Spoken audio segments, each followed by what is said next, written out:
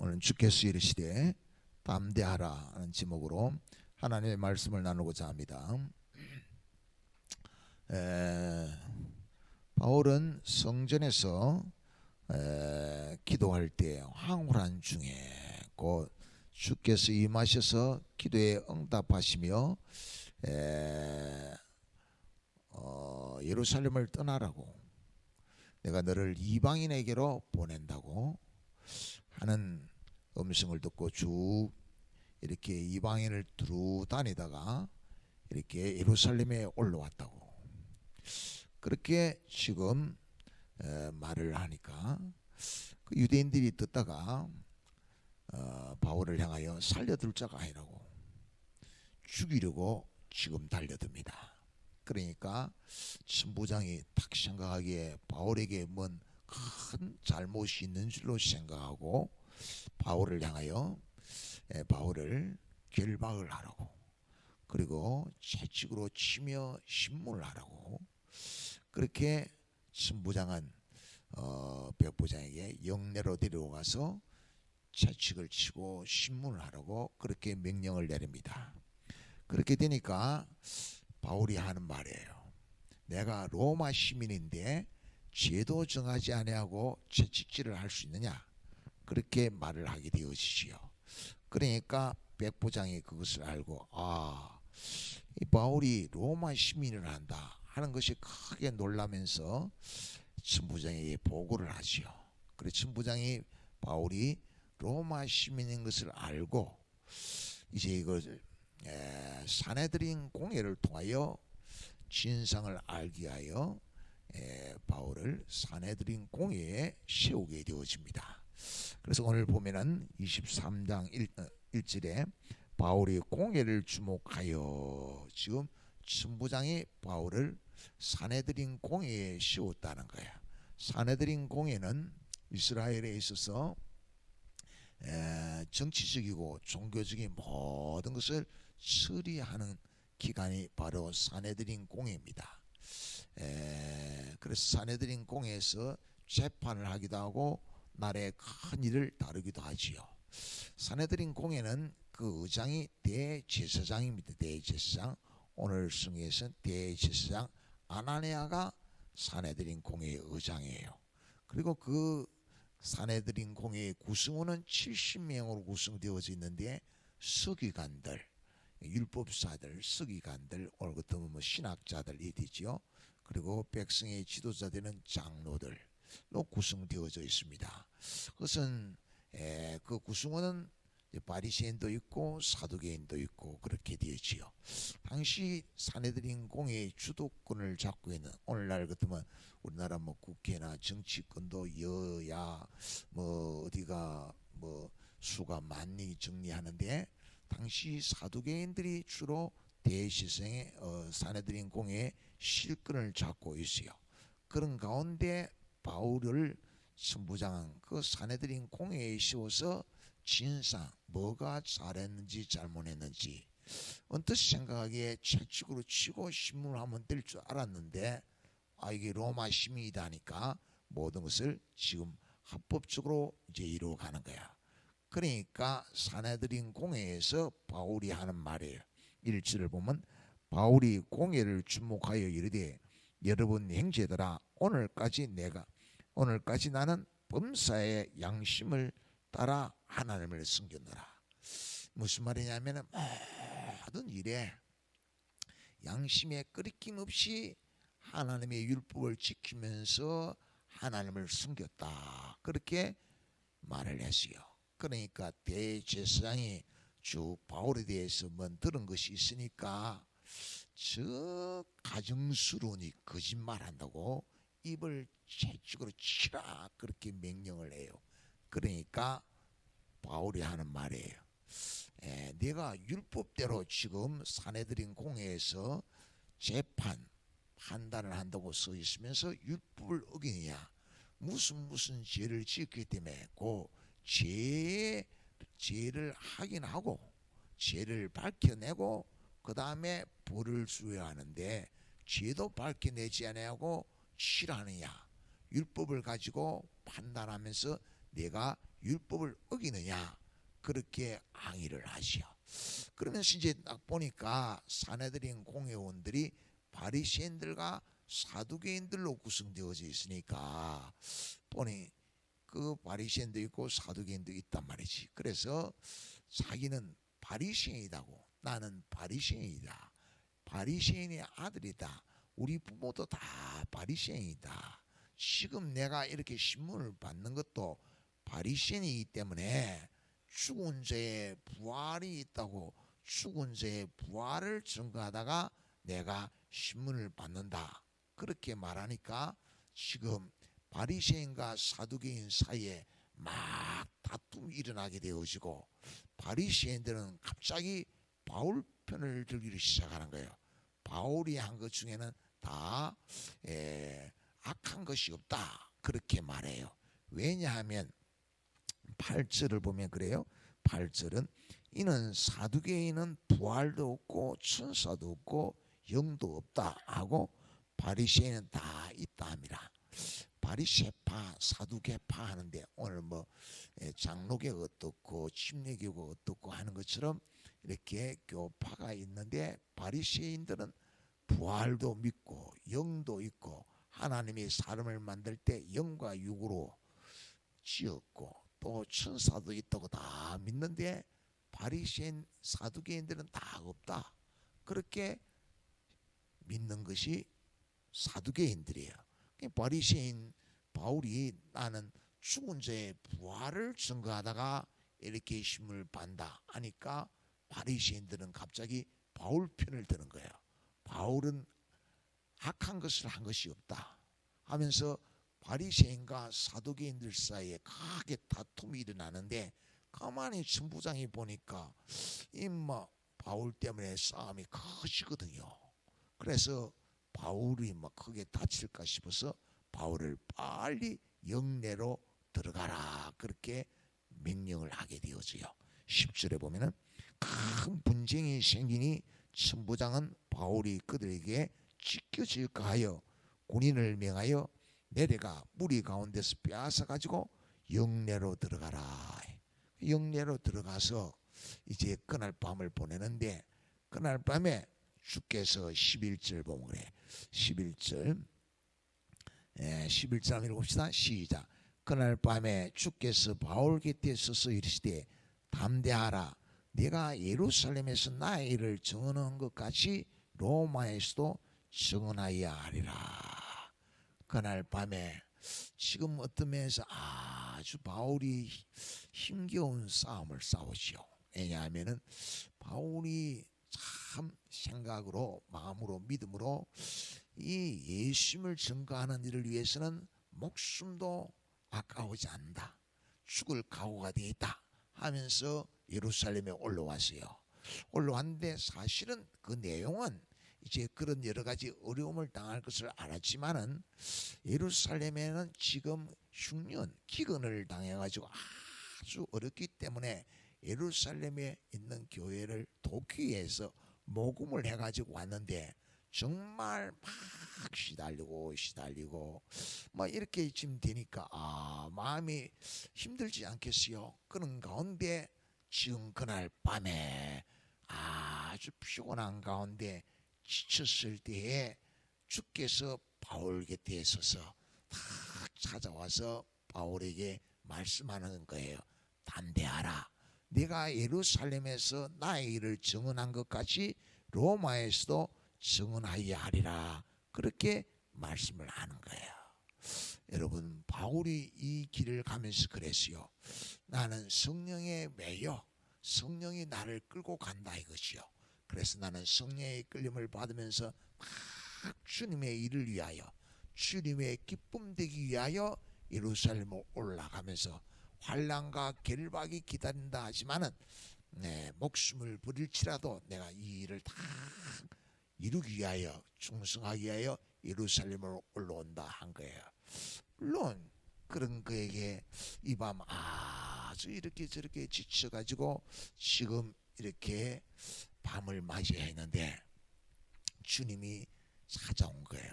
찾아와서 주께서 이르시되 담대하라 그 속에 뭐가 있습니까? 여기까지 내가 잘했다. 내가 참 여러 가지 시련 가운데서도 정말 기도하며 하나님을 의지하면서 참 내가 충성했다. 내가 성령의 이끄심에 아주 순종하며 정말 나를 기쁘시게 했다라고 위로하시며 격려하시면서 내가 지금 예루살렘에서 나의 일을 주님의 일, 그 자기 백성을 지혜에서 구원하는 일, 그것은 예수님이 바울을 찾아와서 사울아 사울아 네가 어찌 나를 박해하느냐 라고 말씀하시며 부활하신 예수님, 살아계신 예수님, 우리의 구원자 되신 예수님이에요 보고 들은 것을 쭉 증거하도록 하신 예수님, 그것을 증거해서 많은 백성 죄에서 구원하는 일을 바울에게 맡겨서 증인이 되게 했는데 그 일을 잘 했다는 거예요. 잘했, 나의 일을 잘 했는데 지금 여기서 그치지 않고 로마에 가서도 일을 해야 된다. 로마에서도 증언하여야 하리라 라고 말하며 내가 너와 함께해서 이 모든 환난을 이기도록 해줄게. 지금 눈앞에 보면 여러 가지 첩첩이 계속 시련들이 찾아오는 것 같은데 내가 감당하도록 해줄게. 너는 나를 믿으라. 그리고 마음을 굳이 해라 라고 말씀하고 있는 거예요. 여러분, 이것이 우리가 있지요, 천국 가는 길에 쭉 위로받고 살아가야 할 위로하십니다. 이스라엘 백성이 강야를 쭉 갑니다. 그 강야에 주 하나님의 구름 기둥 불 기둥 인도하는 거예요. 거기에 시련이 없는 게 아니에요. 여러 시련들이 있어요. 경제적인 문제, 목마름이 있고 배고픔이 있어요.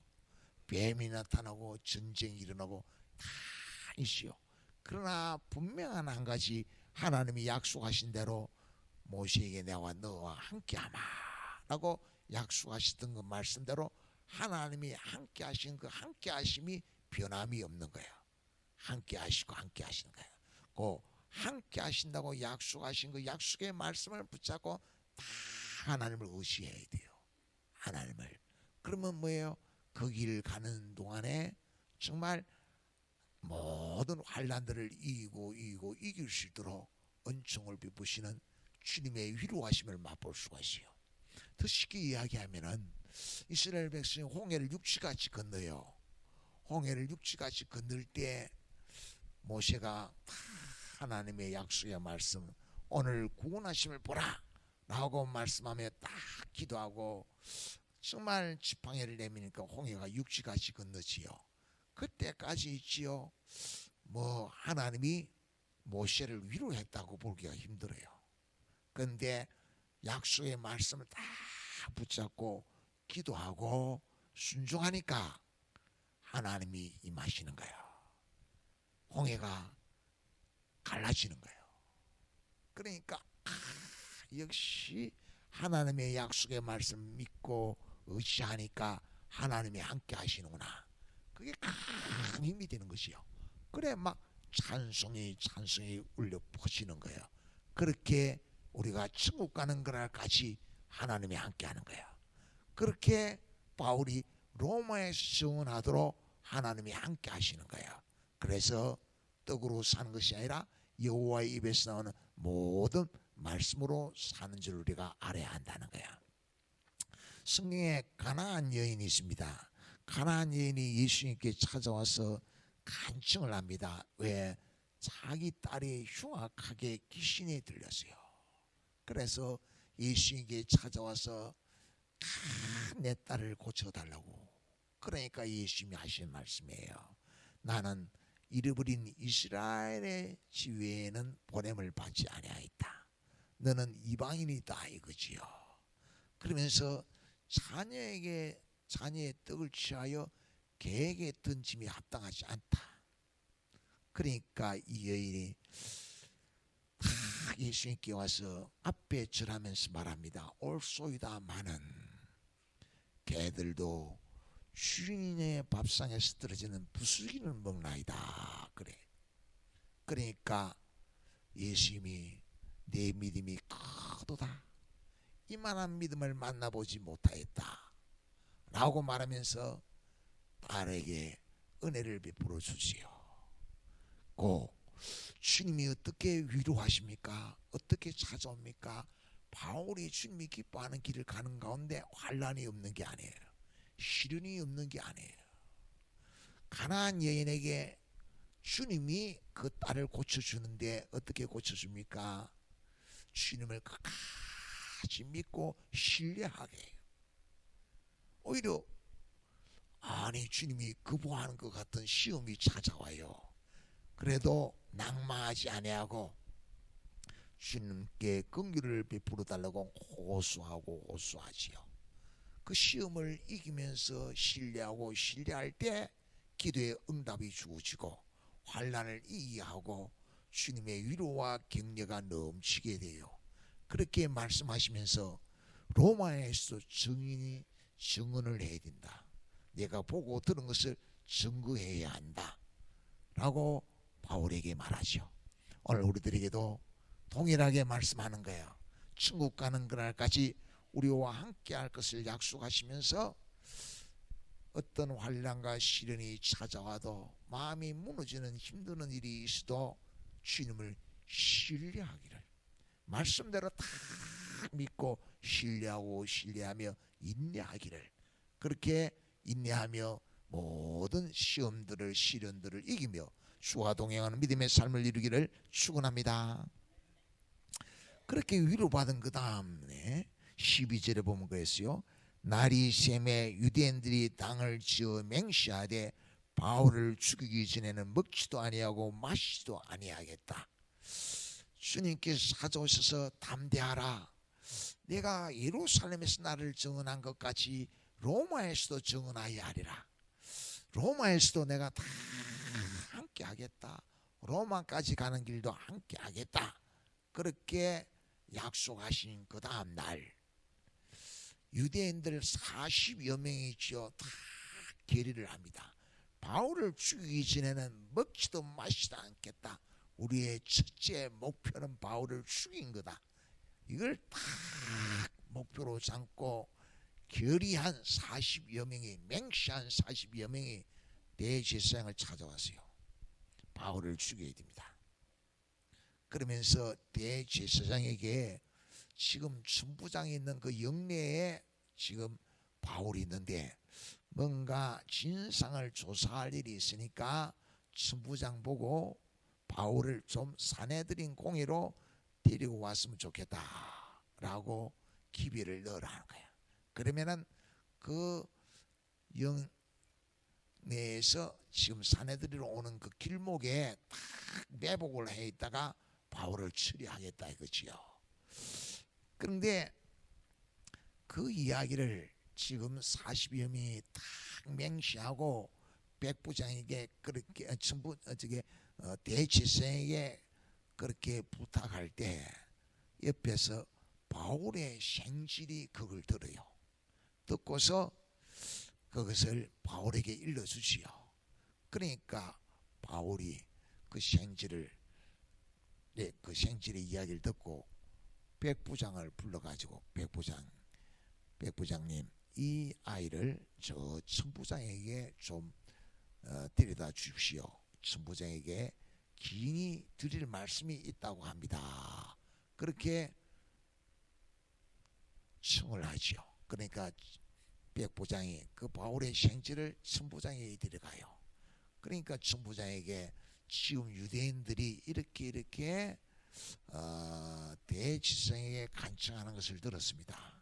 그래서 아마 조금 있으면 대제사장이 천부장에게 바울을 좀 사내들인 공회로 데리고 오라고 할 것입니다. 그렇게 이야기를 딱 정보를 건네주는 거예요. 그러니까 천부장이 그래 다른 사람에게 아무에게도 이 말을 하지 마라 말을 해놓고 그날 밤에 제3시 했어요.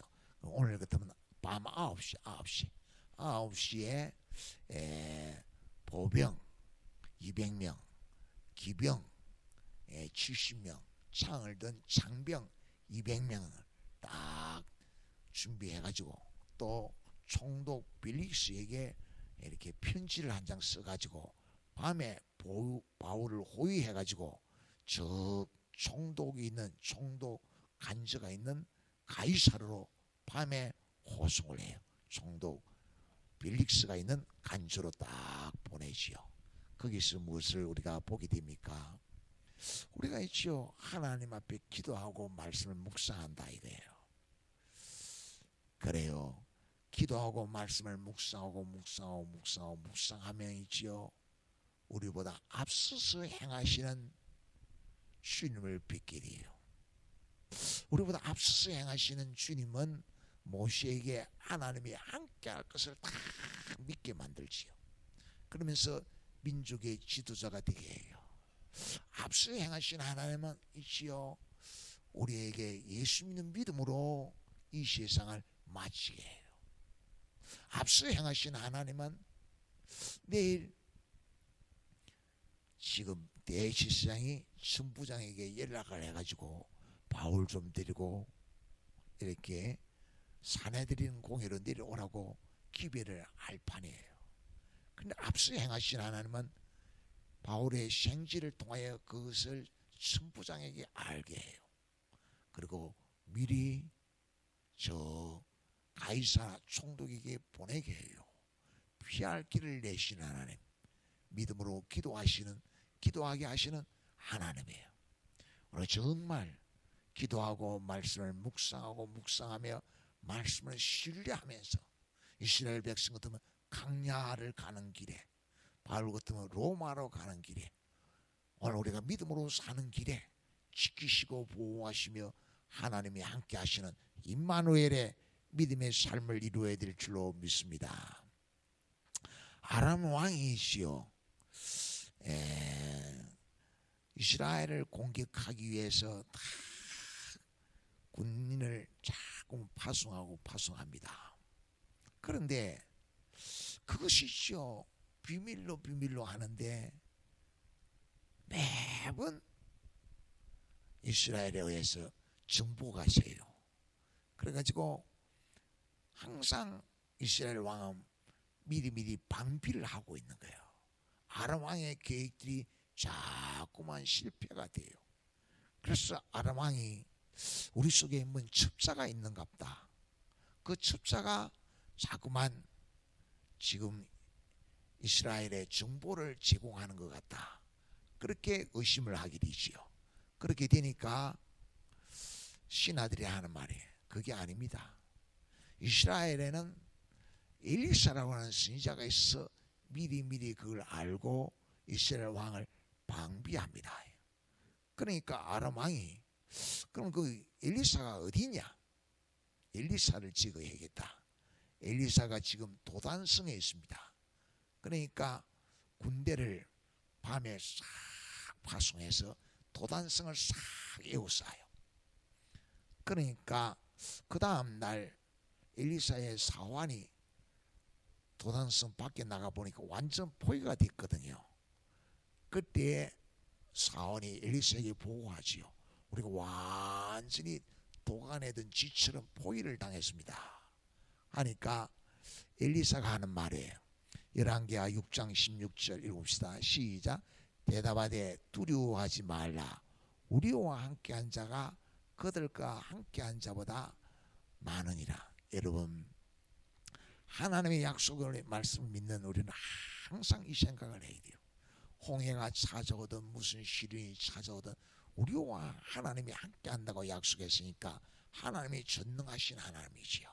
그래서 우리와 함께하는 자보다 많을 수가 없어요. 모든 것은 하나님의 손에 달린 거예요. 엘리사가 그것을 말하는 거예요. 우리와 함께한 자가 그들과 함께한 자보다 많다. 따라서 우리는 하나님을 말씀대로 신실히 의지하면 반드시 승리하게 될 것이다. 그렇게 말하는 거지요. 바울이 가는 길에 바울을 아무리 죽이려고 해도 하나님이 앞서서 다 행하시는 그 하나님이 함께 하시는 것을 막을 수가 없다 이거예요. 제자들을 보면 그래요. 제자들이죠. 해가 저물어 갈 때 갈릴리 호수를 배 타고 건너가는데 그 배에 예수님이 함께 계셨어요. 그런데 풍랑이 막 일어나는 거야. 그 풍랑에 의해서 배가 삼킴바 될 거예요. 그러니까 힘쓰고 애쓰다가 제자들이 고물에서 주무시는 예수님을 깨우지요. 예수님, 우리가 다 죽게 됐는데 돌보지 않습니까? 예수님이 일어나서 바다야 잠잠하라 하고 꾸짖지요. 그러니까 바다가 잠잠해져요. 그때 예수님이 하는 말이지요. 믿음이 작은 자들아, 왜 의심하느냐, 그렇게 말씀하지요. 그러니까 제자들이 누구의 바람과 바다가 잔잔하는고 하는 거예요. 다시 이야기해서 그 배에 있죠, 예수님이 타고 있었어요. 그 예수님이 그 배에 타고 있으면서 함께 가는데 제자들은 세상 끝날까지 우리와 함께 하신 그 하나님의 은혜, 예수님이 함께 하신 그 은혜를 받아 누릴 줄을 몰랐어요. 오늘 우리들은 어떻네? 세상 끝날까지 함께 하신다고 약속하셨는데 함께 하신 그 은혜를 받아 누리면서 사는가? 이스라엘 백성 같으면 강야를 쭉 가는데 하나님이 함께 하겠다고 약속했어요. 그러면 무슨 시련이 찾아와도 함께 하심하고 약속하신 그 약속의 말씀을 믿고 의지할 때 피할 길을 내시면서 인도하시는, 지키심이 인도하시는 함께하는 은혜를 받아 누리는데 그걸 받아 누리지 못하니까 원망하고 부정적으로 말하고 하다가 강야에서 다 멸망을 당해요. 밤 가운데 갈릴리 바다를 지나가다가 밤 사경에, 오늘 같으면 12시예요. 그 바다 가운데서 풍랑에 시달립니다. 그때 예수님이 저 물 위로 걸어오는 거예요. 그러면서 내니 두려워 말라 그리 말하지요. 그러니까 예수님이 베드로가 주시거든 나를 명하사 물 위로 걸어오라소서. 예수님이 오라이야. 그러니까 베드로가 물 위로 걸어가지요. 그런데 바람 소리를 듣고 무서워서 물에 빠져가는 거야.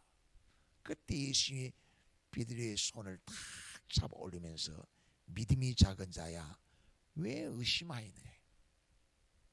다시 해서 풍랑치는 바다 일을 하나님이 함께 하시면서 무리를 걷게 하신 하나님이 그 모든 것을 헤쳐가며 이기게 하신 그 은총 가운데 가려면은 바람 보고 무수하지 아니하고 다 주님 약속하신 말씀, 주님만 믿고 주님만 바라보면 되는데 왜 그게 안 되는 거예요?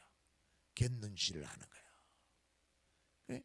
곁눈질을 하지 않도록 성령이 오신 거지요.